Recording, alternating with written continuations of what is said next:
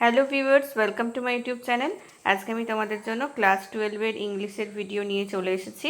আজকে আমি যে টেক্সটটা পড়াবো সেটা হচ্ছে স্ট্রং রুটস। আর এর আগে আমি যে দ্য আইজ হ্যাবিট আর অন কিলিং এ ট্রি এই কবিতাটা এবং এই প্রোজটা পড়িয়ে দিয়েছি। যারা দেখোনি তারা দেখে নাও, কারণ এখান থেকে আমি এমসিকিউ, এসএকিউ, ব্রড কোশ্চেন সব করিয়ে দিয়েছি। আর বাকিগুলো থেকেও এভাবেই করাবো, স্ট্রং রুটসটাও এভাবেই করাবো। আজকে আমি টেক্সটটা পড়াবো। আর যারা চ্যানেলটাকে এখনও সাবস্ক্রাইব করোনি তারা সাবস্ক্রাইব করে বেল আইকনটা প্রেস করে দাও, আর ভিডিওগুলো কিন্তু অবশ্যই শেয়ার করো। চলো ক্লাসটা শুরু করি। স্ট্রং রুটস এপিজে আব্দুল কালামের লেখা। প্রথমে আব্দুল কালাম সম্পর্কে দুটো তিনটে লাইন আছে, দেখো। আবুল পাকির জৈনুল আবেদিন আবুল কালাম, এটা তার পুরো নাম। 1931 থেকে 2015 ওয়াজ one of the pioneer of aerospace engineering in India. ভারতের এরোস্পেস ইঞ্জিনিয়ারিংয়ের একজন কর্ণধার হলেন Abdul Kalam. For a major part of his life, he worked as a scientist in Indian space program. Indian space প্রোগ্রামে তিনি জীবনের বেশিরভাগ সময়টা একজন সায়েন্টিস্ট হিসাবে কাজ করেছেন। Some of his famous works are, তার লেখা বিখ্যাত কিছু বইয়ের নাম: India 2020, Ignited Mind, Wings of Fire. He was the President of India from 2002 to 2007. 2002 থেকে 2007 পর্যন্ত তিনি ভারতের রাষ্ট্রপতি ছিলেন। এরপর দেখো স্ট্রং রুট সম্পর্কে কয়েকটা line. Strong roots is an extract from doctor Kalam's autobiography wings of fire. এটা পরীক্ষায় প্রশ্ন আসে, খুব ইম্পর্টেন্ট। স্ট্রং রুটস কোথা থেকে নেওয়া হয়েছে? তাহলে স্ট্রং রুটস নেওয়া হয়েছে এপিজে আব্দুল কালামেরই লেখা আত্মজীবনী উইংস অফ ফায়ার থেকে। ইন দিস এক্সট্র্যাক্ট, এই অংশে, হি talks about his childhood in his hometown. তার যে জন্ম যে শহরে, সেইখানকার যে ছোটোবেলা কীভাবে কেটেছে সেটা তিনি এখানে বর্ণনা করেছেন। The piece presents a delightful sketch of his the author's early life. এখানে লেখকের ছোটোবেলার জীবনের অনেক কথা বর্ণনা করা হয়েছে। And the development of his spiritual growth, আর তার আধ্যাত্মিক বিকাশ কী করে হয় সেটাও কিন্তু এই গল্পে বর্ণিত হয়েছে। এবার চলো আমরা গল্পটা পড়ি। I was born into a middle-class Tamil family in the island town of Rameswaram in the erstwhile Madras state. আমি জন্মেছি তখনকার মাদ্রাজ রাজ্যের দ্বীপ শহর, যেটার নাম হচ্ছে রামেশ্বরম। সেই রামেশ্বরমের এক মধ্যবিত্ত তামিল পরিবারে আমার জন্ম। My father Zainul Abedin had neither much formal education নর মাচ ওয়েলথ। আমার বাবা, যার নাম হচ্ছে জৈনুল আবেদিন, তার ফর্মাল এডুকেশন বা মানে তথাকথিত যে শিক্ষা, সেই শিক্ষা বা ওয়েলথ, টাকা পয়সা, সেরকম বেশি কিছুই ছিল না। ডিসপাইট দিস ডিসঅ্যাডভান্টেজ, এই সমস্ত ডিসঅ্যাডভান্টেজ, অসুবিধা থাকা সত্ত্বেও, he possessed great innate wisdom and a true generosity of spirit. থাকা সত্ত্বেও তার সহজাত জ্ঞান এবং তার যে হৃদয়ের যে প্রকৃত মহানুভবতা, সেটা কিন্তু ছিল। তাই তার মধ্যে সহজাত জ্ঞান এবং হৃদয়ের মহানুভবতা ছিল। He had an ideal helpmate in my mother, Ashiamma. তাহলে তার মায়ের নাম কি? আসিয়াম্মা। বাবার নাম হচ্ছে জৈনুল আবেদিন। এটা কিন্তু পরীক্ষায় পড়ে, ঠিক আছে? তিনি ছিলেন একজন আদর্শ জীবনসঙ্গিনী, আমার মায়ের একজন আদর্শ জীবনসঙ্গী। I do not recall the exact number of people she had fed everyday. আমি মনে করতেও পারি না আমার মা প্রতিদিন কত মানুষকে খাওয়াতো। But I am quite certain that for far more outsiders ate with us than all the members of our own family put together. কিন্তু আমি সংখ্যাটা মনে না করতে পারলেও আমি এ ব্যাপারে নিশ্চিত ছিলাম যে আমাদের পরিবারের মোট সদস্য সংখ্যার থেকে বেশি সংখ্যক বাইরের লোক আমাদের সাথে খাওয়া দাওয়া করতো। তাহলে তার বাড়িতে যতজন লোক ছিল তার থেকেও বেশি বাইরের লোককে তার মা খাওয়াতো। My parents were widely regarded as an ideal couple. আমার বাবা মা মানুষের চোখে একদম আদর্শ দম্পতি হিসাবে পরিচিত ছিল। My mother's lineage was the more distinguished. আমার মায়ের যে লিনিয়েজটা ছিল, লিনিয়েজ মানে হচ্ছে এখানে পূর্বপুরুষদের বলা হচ্ছে বা বংশমর্যাদা। আমার মায়ের যে বংশমর্যাদা ছিল সেটা কিন্তু তুলনামূলকভাবে অনেক উচ্চ ছিল। One of her four bearers having been bestowed the title of Bahadur by the British. তার একজন পূর্বপুরুষ বা মায়ের একজন পূর্বপুরুষকে ব্রিটিশরা বাহাদুর উপাধি দিয়ে সম্মানিত করেছিলেন। দেখো, ফোর বেয়ারার্স মানে হচ্ছে পূর্বপুরুষ, লিনিয়েজ মানে বংশ। I was one of many children. আমি বাবা মার অনেক সন্তানের মধ্যে একজন ছিলাম। A short boy with rather undistinguished looks. একটা শর্ট বয় মানে বেটে ছিলাম, আর দেখতেও খুব একটা ভালো ছিল না, আনডিস্টিংগুইশড সুদর্শন নয় এরকম একটা look. Born to tall and handsome parents, যে কিনা লম্বা এবং সুন্দর দেখতে বাবা মার থেকে জন্মেছিল। তাহলে আমার বাবা মা খুব লম্বা এবং সুন্দর দেখতে থাকলেও আমি কিন্তু একেবারেই বেটে খাটো একটা, দেখতেও খুব একটা ভালো ছিল না এরকম একজন ছিলাম। We lived in our ancestral house, আমরা আমাদের যে পুরনো যে বাড়ি রয়েছে সেখানেই থাকতাম। অ্যানসেস্ট্রাল হাউস বুঝতে পেরেছো, মানে আমাদের পৈতৃক যে বাড়ি, অ্যানসেস্ট্রাল হাউস যে পৈতৃক বাড়ি, আমাদের পৈতৃক বাড়িতে আমরা থাকতাম। Which was built in the middle of the 9th century, যেটা 19 শতকের মাঝামাঝিতে তৈরি হয়েছিল। It was a fairly large pucca house, এটা ছিল বেশ বড়সড় একটা পাকা বাড়ি। Made of limestones and bricks, যেটা চুনাপাথর এবং ইট দিয়ে তৈরি হয়েছিল। On the mosque street in রামেশ্বরমের মসজিদের রাস্তায়, তাহলে মসজিদের যে যাওয়ার রাস্তা সেই মস্ক স্ট্রিটের পাশেই আমাদের বাড়িটা ছিল। কীরকম ছিল? পাকা বাড়ি, লাইমস্টোন আর ব্রিক, চুনাপাথর এবং ইট দিয়ে তৈরি, 19 শতকের মাঝামাঝি তৈরি হয়েছিল। এটা কিন্তু পরে তাদের বাড়ির বর্ণনা। My austere father used to avoid all inessential comforts and luxuries. আমার সরল সাদাসিধে বাবা সব ধরনের অপ্রয়োজনীয় আরাম এবং বিলাসিতাকে ত্যাগ করেছিলেন। However, all necessities were provided for. কিন্তু আমাদের কিন্তু সব ধরনের সুবিধা আমরা পেয়েছি, সমস্ত প্রয়োজনীয় জিনিস আমরা পেয়েছি। In terms of food, medicine or clothing, সে জামা কাপড়ের দিক থেকে হোক কিংবা খাবারের দিক থেকে বা ওষুধের দিক থেকে, সব পরিষেবা কিন্তু আমরা সব প্রয়োজনীয় জিনিস কিন্তু পেতাম। In fact I would say mine was a very secure childhood, এমনকি আমি এটা বলতে পারি যে আমার যে ছোটোবেলাটা সেটা খুবই সিকিউর ছিল, সব দিক থেকে একেবারে নিশ্চিন্ত ছিল, নিরাপদ ছিল। মেটেরিয়ালি অ্যান্ড ইমোশনালি, মানসিকভাবেও আর বস্তুগত বিচারের ক্ষেত্রেও। I normally eat with my mother, আমি সাধারণত আমার মায়ের সাথে খেতাম। Sitting on the floor of the kitchen, আমাদের যে কিচেন ছিল, রান্নাঘর ছিল, সেই রান্নাঘরের মেঝেতে বসে। She would place banana leaf before me, তিনি আমার সামনে একটি কলা পাতা পেতে দিতেন। On which she then ladled rice and aromatic sambar, a variety of sharp homemade pickle and a dollop of fresh coconut chutney. আর তাতে তিনি কী কী দিতেন? কলা পাতা পেতে দিয়ে তাতে সুগন্ধি সম্বর, ডাল দিতেন, ভাত দিতেন, আর কিছু এক ধরনের ঝাল আচার আর একটু নারকেলের চাটনি, আর ঝাল আচার যেটা বাড়িতে তৈরি হতো, আর হচ্ছে নারকেলের চাটনি দিতেন। তো এটাও কিন্তু পরীক্ষা, এই প্যারাগ্রাফটাও ইম্পর্টেন্ট, পরীক্ষায় পড়ে যে আব্দুল কালাম তার মায়ের সাথে বসে কী কী খেত। The Shiva temple which made Rameswaram so famous to pilgrims, যে শিব মন্দিরটা পিলগ্রিমসদের কাছে, পর্যটকদের কাছে রামেশ্বরমকে এতটা ফেমাস করে দিয়েছিল, এতটা মানে কি বলবো, এতটা সুপরিচিত করে দিয়েছিল। Was about 18 minutes walk from our house, সেটা আমাদের বাড়ি থেকে 10 মিনিটের হাঁটা পথ ছিল। Our locality was predominantly Muslim, আমাদের যে এলাকাটা ছিল সেটা মুসলিম অধ্যুষিত। But there were quite a lot of Hindu families too, কিন্তু সেখানে অনেক হিন্দু পরিবারও ছিল। Living amicably with their Muslim neighbours, তারা তাদের মুসলিম প্রতিবেশীর সঙ্গে সম্প্রীতি বজায় রেখে কিন্তু বসবাস করতো। অ্যামিকেবলি মানে অত্যন্ত সম্প্রীতি, সুসম্পর্ক বজায় ছিল তাদের সাথে। There was a very old mosque in our locality, আমাদের এলাকায় একটি পুরনো মস্ক ছিল, মসজিদ ছিল। Where my father would take me for evening prayers, সেখানে আমার বাবা আমাকে সন্ধ্যের প্রার্থনার জন্য নিয়ে যেতেন। I had not the faintest idea of the meaning of the Arabic prayers chanted, এই যে আরবিতে যে সমস্ত মন্ত্র উচ্চারিত হতো বা প্রার্থনা যে মন্ত্র উচ্চারিত হতো, সেটা আমার তার বিন্দু বিসর্গ আমি বুঝতে পারতাম না। ফেন্টেড আইডিয়া মানে নট দ্য ফেন্টেড আইডিয়া, কোনো একটু আইডিয়াও আমার ছিল না, কী যে বলতো কিছুই বুঝতে পারতাম না। But I was totally convinced that they reached God, কিন্তু আমি এটা বিশ্বাস করতাম, এই ব্যাপারে আমি নিশ্চিত ছিলাম যে ওই প্রার্থনা সরাসরি ঈশ্বরের কাছে পৌঁছাতো। When my father came out of the mosque, আমার বাবা যখন মসজিদ থেকে ফিরতেন, আফটার দ্য প্রেয়ারের পরে, প্রার্থনার পরে, people of different religions would be sitting outside, তখন আমাদের বাড়ির বাইরে বহু ধর্মের মানুষ বসে তার জন্য অপেক্ষা করতো, ওয়েটিং ফর হিম, তার জন্য অপেক্ষা করতো। Many of them offered bowels of water to my father, অনেকে আবার জলপূর্ণ বাটি আমার বাবার কাছে নিয়ে আসতেন। who would dip his fingertips in them and say a prayer, আর বাবা কী করতেন, ওই তার আঙুলের ডগা জলের মধ্যে ডুবিয়ে দিয়ে একটি প্রার্থনা বা মন্ত্র পড়ে দিতেন।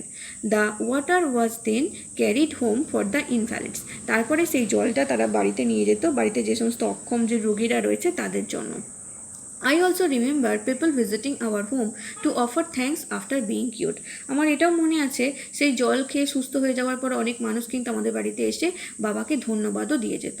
Father always smiled and asked them to thank Allah, the merciful.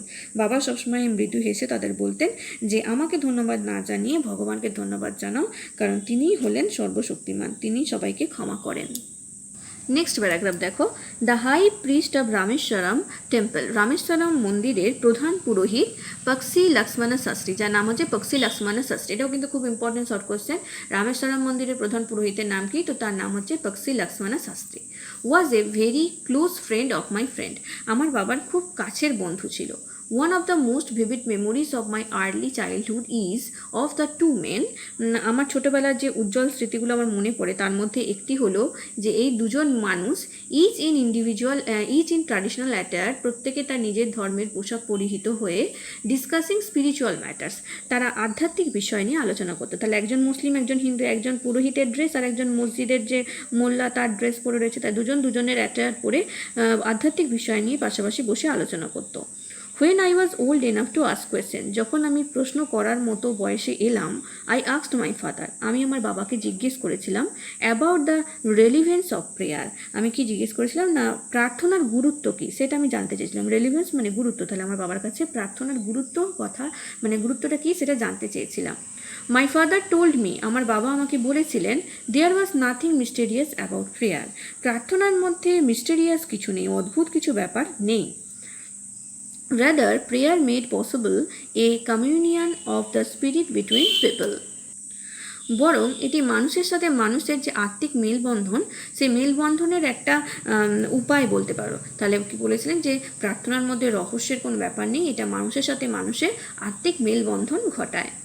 When you pray, he said, তিনি বললেন যখন তুমি প্রার্থনা করো, you transcend your body and become a part of the cosmos, which knows no division of wealth, age, caste or creed. তাহলে কি বললেন, তুমি যখন প্রার্থনা করবে তখন তোমার দেহ অস্তিত্বের যে সীমা, মানে দেহ যে অস্তিত্ব, মানে এই যে আমাদের এখানে যে পার্থিব যে জগৎ, সেই অস্তিত্বের সীমাকে অতিক্রম করে বিশ্ব জগতের সঙ্গে একাত্ম হয়ে যাবে, যেখানে তাহলে তোমার যে এই যে পার্থিব জগৎ থেকে তুমি কসমসে চলে যাবে, বিশ্ব জগতের মধ্যে চলে যাবে, যেটা জানে না, হুইচ নোজ নো ডিভিশন, যেটা বয়স, ধর্ম, ওয়েলথ মানে টাকা পয়সা, মানে ধনী কে গরিব, তারপর হচ্ছে বয়স, তারপরে ধর্ম বা ক্রিড, জাতি বা ধর্মের কোনো ভেদাভেদ নেই যেখানে। তুমি যখন প্রার্থনা করবে তখন তোমার দেহটা এই পার্থিব জগৎ থেকে অনেক অনেক উঁচুতে একটা কী বলবো, একটা বিশ্ব জগতের সাথে একাত্ম হয়ে যাবে, যেখানে ধনী গরিব বলো কিংবা জাত ধর্ম এসব কিছুরই মধ্যে কোনো তফাৎ নেই, কোনো ডিভিশন নেই, কোনো কারোর মধ্যে কোনো একটা ভাগাভাগি বা ভেদাভেদ নেই। My father could convey complex spiritual concepts in very simple down to earth Tamil. আমার বাবা জটিল আধ্যাত্মিক বিষয়গুলোকে খুব সহজ সরল তামিল ভাষায় বোঝাতে পারতেন। তাহলে হচ্ছে কি, তার বাবা কি করতেন না, যে জটিল যে ধারণাগুলো ছিল সেগুলোকে কিন্তু খুব সহজ সরল তামিল ভাষায় বোঝাতে পারতেন। হি ওয়ান্স টোল্ড মি, তিনি একদা আমাকে বলেছিলেন, in his own time, in his own place, in what he really is, and in the stage he was reached, good or bad, every human being is a specific element within the whole of the manifest divine being. তাহলে তিনি আমাকে একদা কি বলেছিলেন, যে প্রত্যেকটি মানুষ নিজের কালে এবং স্থানে সে সত্যিকারের যা এবং ভালো কিংবা মন্দ যে অবস্থাতেই পৌঁছাক না কেন, সে হলো সমস্ত ঐশ্বরিক সত্তার বিশিষ্ট অংশবিশেষ। তাহলে এটা একটি কি, দেখো পুরো লাইনটা একটু শক্ত, ভালো করে মানেটা বোঝো। তো তিনি কি বলেছিলেন, যে প্রতিটি মানুষ নিজের কালে এবং স্থানে সে সত্যিকারের যা এবং ভালো কিংবা মন্দ যে অবস্থাতেই সে পৌঁছাক না কেন, সে হলো সমস্ত ঐশ্বরিক সত্তার অংশ বিশেষ। ঠিক আছে। So why be afraid of difficulties, suffering and problems, তাহলে প্রতিকূলতা, যন্ত্রণা বা সমস্যা যদি আসে তাহলে সেটা থেকে ভয় পাওয়ার কী আছে? তাহলে আমরা তো সবাই এই পৃথিবীর একটা অংশ, ঐশ্বরিক সত্তার একটা অংশ, একটা ভগবানেরই একটা অংশ। এখানে বলা হচ্ছে মানুষ যাই হোক না কেন একটা ভগবানেরই অংশ। তাহলে যখন কোনো জীবনে দুঃখ কষ্ট বা যন্ত্রণা আসে বা সমস্যা আসে, তাহলে আমরা ভয় পাই কেন? When troubles come, যখন দুঃখ কষ্ট আসে, যখন সমস্যা আসে, try to understand the relevance of your suffering, তখন সেই যন্ত্রণা বা সেই যে সাফারিংটার কী গুরুত্ব কেন এসছে বা এটা আমাদের জীবনে প্রয়োজন কেন, সেটা বোঝার চেষ্টা করা উচিত, বোঝার চেষ্টা করতে হবে। Adversity always presents opportunities for introspection. কারণ কি, কেন বুঝতে হবে? কারণ দুঃসময় সবসময় আত্মসমীক্ষার সুযোগ দেয়। যখনই দুঃসময় আসবে আমাদের জীবনে, যখনই কোনো দুঃখের ঘটনা ঘটবে, সেখান থেকে আমরা কিছু শিক্ষা পাবো, সেই জন্যই দুঃখ আসে। তাহলে আমাদের বুঝতে হবে কেন দুঃখটা এসছে, কেন যন্ত্রণা এসছে। কখনোই কিন্তু ভয় পেলে চলবে না। নেক্সট প্যারাগ্রাফ দেখো। Why don't you say this to the people who come to you for help and advice? তখন আমি বাবাকে বললাম, আই আস্কড মাই ফাদার, আমি তখন আমার বাবাকে বললাম যে তোমার কাছে যখন মানুষগুলো সাহায্য বা পরামর্শের জন্য আসে, যে মানুষগুলো, তাদেরকে তখন তুমি তাহলে এই কথাগুলো কেন বলো না? He put his hands on my shoulders and looked straight into my eyes. তিনি আমার কাঁধে হাত রেখে আমার চোখের দিকে সোজাসুজি তাকালেন। For quite some time he said nothing. কিছুক্ষণের জন্য তিনি কিছু বললেন না। অ্যাজ ইফ হি ওয়াজ জাজিং my capacity to comprehend his words. হয়তো তিনি বুঝতে চাইছিলেন যে আমাকে যেটা বলা যাবে, বলবেন, সেটা আমি কতটা বুঝতে পারবো, বা আমাকে যেটা বলবেন সেটা আমার বোঝার ক্ষমতা আছে কিনা। Then he answered in a low deep voice. তারপরে তিনি এটা নিচু সুরে বা নিচু গলায় নরম স্বরে গভীর প্রত্যয়ের সঙ্গে উত্তর দিলেন। His answer filled me with a strange energy and enthusiasm. আর তার এই উত্তর আমাকে এক অদ্ভুত প্রাণশক্তি এবং উত্তেজনায় ভরিয়ে দিল। স্ট্রেঞ্জ এনার্জি, অদ্ভুত প্রাণশক্তি, অ্যান্ড এনথুজিয়াজম মানে উত্তেজনা। Whenever human beings find themselves alone as a natural reaction, তাহলে কি উত্তরটা দিলেন? Whenever human beings find themselves alone, যখনই মানুষ নিজেকে একা বোধ করে, নিঃসঙ্গ যখন বোধ করে, alone as a natural reaction, যেটা একটা স্বাভাবিক রিয়াকশান, স্বাভাবিকভাবে এটা একটা রিয়াকশানটা কোনো অস্বাভাবিক নয়। they start looking for company, তখন সে কী চায়? সঙ্গী খুঁজে বেড়ায়। তাহলে মানুষ যখন একা বোধ করে তখন সে সঙ্গ চায় কারুর। Whenever they are in trouble, যখনই মানুষ কোনো সমস্যায় পড়ে, they look for someone to help them, তারা চায় তাকে কেউ সাহায্য করুক। তাহলে আমরা সমস্যায় পড়লে কী চাই? যে কেউ আমাকে সাহায্য করুক। Whenever they reach an impasse, they look to someone to show them the way out. যখনই সে রাস্তা খুঁজে পায় না, তখন সে চায়, মানুষ চায় কেউ এসে তাকে রাস্তা খুঁজে বার করে দিক, কেউ এসে তাকে সমস্যার সমাধান দিক।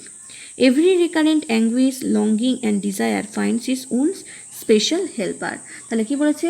প্রত্যেকটা যন্ত্রণা, প্রতিটা যে ফিরে আসা প্রত্যেকটা যন্ত্রণা, তৃষ্ণা এবং আকাঙ্ক্ষা খুঁজে পায় উপযুক্ত বিশেষ সাহায্যকারী। তাহলে সে প্রত্যেকটা যন্ত্রণা বলো বা আশা বলো, সমস্ত কিছুই কিন্তু তার উপযুক্ত সাহায্যকারীকে খুঁজে।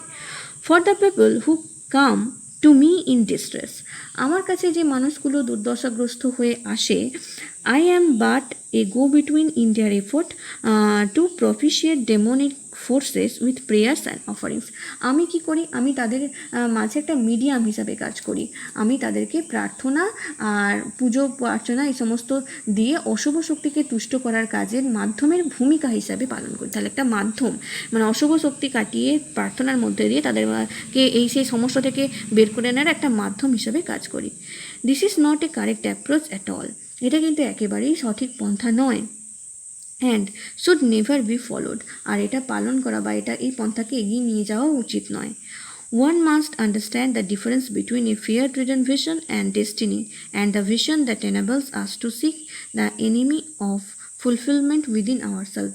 দেখি বলছে, ভীত সন্ত্রস্ত হয়ে অদৃষ্টির ধারণা মনের মধ্যে নিয়ে আর নিজের ভিতর বসবাসকারী আকাঙ্ক্ষা পূরণে বাধা সৃষ্টিকারী শত্রুর মধ্যে কিন্তু আমাদের পার্থক্য বুঝতে হবে। কী বলছেন? আমাদের কিসের মধ্যে পার্থক্য বুঝতে হবে? যে কে আমাদের যে নিজের ভেতরে বসবাসকারী যে আকাঙ্ক্ষা পূরণ করার জন্য এবং সেই ভয়কে সৃষ্টিকারী যে শত্রু, সেই দুটোর মধ্যে কিন্তু আমাদেরকে পার্থক্য বুঝতে হবে। তাহলে difference between A fear-ridden vision and destiny, and a vision that enables us to seek the enemy of fulfillment within ourselves. Next paragraph. I remember my father starting his day at 4 AM by reading the namaz before dawn. আমার মনে পড়ে আমার বাবা প্রতিদিন ভোরবেলা 4টের সময় উঠতেন আর তারপর নামাজ পড়ে তার দিনটা শুরু করতেন। আফটার দ্য নামাজ পড়ার পর he use to walk down to a small coconut Grove, তিনি আমাদের যে ছোটো নারকেল বাগান আছে সেখানে যেতেন, হেঁটে যেতেন। উই ওন্ড, যেটা আমাদেরই ছিল, about 4 miles from our home, যেটা আমাদের বাড়ি থেকে 4 মাইলের হাঁটা পথ। He would return with a dozen of coconut tied together thrown over his shoulder, and only then would he have his breakfast. আর তারপরে আসার সময় তিনি তার কাঁধে করে প্রায় 1 ডজন নারকোল নিয়ে আসতেন, আর তারপরেই তিনি খেতেন, ব্রেকফাস্ট করতেন, সকালের খাবার খেতেন। This remained his routine even when he was in his late 60s। এমনকি তিনি যখন 60-এর কাছাকাছি, যখন তার বয়স বা 60-এর বেশিও হয়ে গেছে, তখনও পর্যন্ত তিনি এই রুটিনই ফলো করে চলতেন। I have throughout my life tried to emulate my father in my own world of science and technology. আমি সারা জীবন ধরে আমার নিজের বিজ্ঞান এবং প্রযুক্তির জগতের মধ্যে বাবাকে অনুসরণ করার চেষ্টা করেছি। অনুসরণ করার চেষ্টা করেছি। I have endeavored to understand the fundamental truths revealed to me by my father. আমি বাবার যে মৌলিক সত্যকে আমার সামনে মেলে ধরেছিলেন সেগুলো সবসময় উপলব্ধি করার চেষ্টা করেছি। And feel convinced that there exists a divine power. আর সবসময় এটা অনুভব করেছি যে এক ঐশ্বরিক শক্তি কিন্তু সবসময় বিরাজমান, একটা ঈশ্বরের শক্তি বা ঐশ্বরিক শক্তি সবসময় বিরাজ করে। that can lift one up from confusion, misery, melancholy and failure and guide one to one's true place. যে ঐশ্বরিক শক্তিটা একজনকে বের করে নিয়ে আসতে পারে কোথা থেকে, ভ্রান্তি, কনফিউশন, মিজারি, দুঃখ দুর্দশা, মেলানকলি মানে হচ্ছে তার যে একটা বেদনা ক্লিষ্ট যে একটা সময়, অ্যান্ড ফেলিওর আর ব্যর্থতা থেকে বের করতে পারে। And guide one to one's true place, আর একটা মানুষকে তার প্রকৃত জগতে, প্রকৃত স্থানে কিন্তু গাইড করে পথ দেখিয়ে নিয়ে যেতে পারে। And once an individual severs his emotional and physical bond, আর যখনই একবার যদি কেউ মানসিক ও জাগতিক বন্ধন থেকে নিজেকে মুক্ত করতে পারে, যদি ইমোশনাল এবং ফিজিক্যাল বন্ড, তাহলে মানসিক এবং শারীরিক বন্ধন থেকে যদি কেউ নিজেকে মুক্ত করতে পারে, he is on the road to freedom, তাহলে সে পেয়ে যাবে মুক্তি, happiness and peace of mind, আনন্দ এবং মনের শান্তি। তাহলে কি বলেছেন, যে যদি কোনো মানুষ নিজেকে মানসিক এবং শারীরিক জগৎ থেকে বিচ্ছিন্ন করতে পারে বা জগৎ থেকে নিজেকে ফ্রি করতে পারে, মুক্ত করতে পারে, তাহলে কিন্তু সে পৌঁছে যেতে পারে মুক্তি, সুখ এবং মানসিক শান্তির পথে। বুঝতে পারলে তোমরা গল্পটা? আমি পুরোটা পড়ে মানে বললাম, নেক্সট ভিডিওতে প্রশ্ন নিয়ে আলোচনা করব। তোমরা ভিডিওটা ফলো করো আর অবশ্যই চ্যানেলটাকে সাবস্ক্রাইব করবে, পাশে থাকা বেল আইকনটা প্রেস করে দিও, বন্ধুদের মধ্যে ভিডিওগুলো শেয়ার করো। Thank you.